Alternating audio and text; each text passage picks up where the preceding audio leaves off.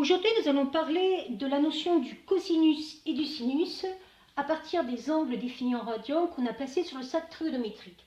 La première chose qu'il faut se rappeler, c'est que lorsqu'on place un angle, par exemple ici, un angle que j'ai défini ici, cet angle va intercepter un point M sur le cercle trigonométrique.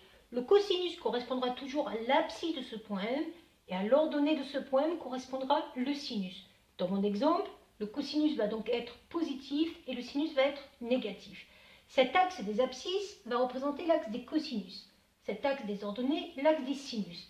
À partir de là, on peut essayer de voir si on peut retrouver des valeurs de cosinus et de sinus directement. Prenons la valeur de l'angle 0 radian.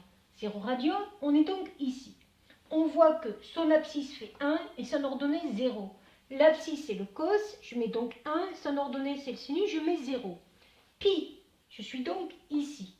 Pour ce nombre pi, je vais avoir une abscisse qui fait moins 1 et une ordonnée 0. Pour pi, je vais donc mettre une abscisse qui fait moins 1 pour le cos et une ordonnée 0 pour le sinus. Pour pi sur 2, je vois que son ordonnée fait 1 et son abscisse fait 0. Je vais donc avoir pour pi sur 2 une ordonnée, c'est-à-dire un sinus qui fait 1 et un cosinus qui fait 0.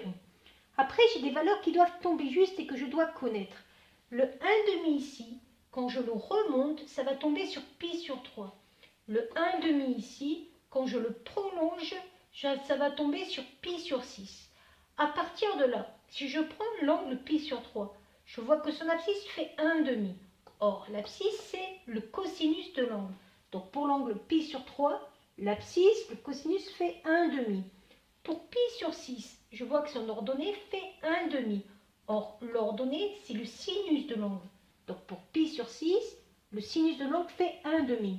Et après, il faudra savoir un minimum de choses par cœur. Pour l'instant, là, je ne sais rien par cœur. Il faut savoir que le 1,5 est toujours couplé avec le racine de 3 sur 2. Et le 1,5 ici est toujours couplé au racine de 3 sur 2. Et ça vient du quoi? Ça vient de l'égalité du théorème de Pythagore dans le cercle trigonométrique qui dit que le cos carré plus le sinus carré est égal à 1 au carré, c'est-à-dire 1. Il faudra aussi savoir par cœur que pour l'angle pi sur 4, le racine de 2 sur 2 est toujours couplé au racine de 2 sur 2. On voit que c'est la même valeur.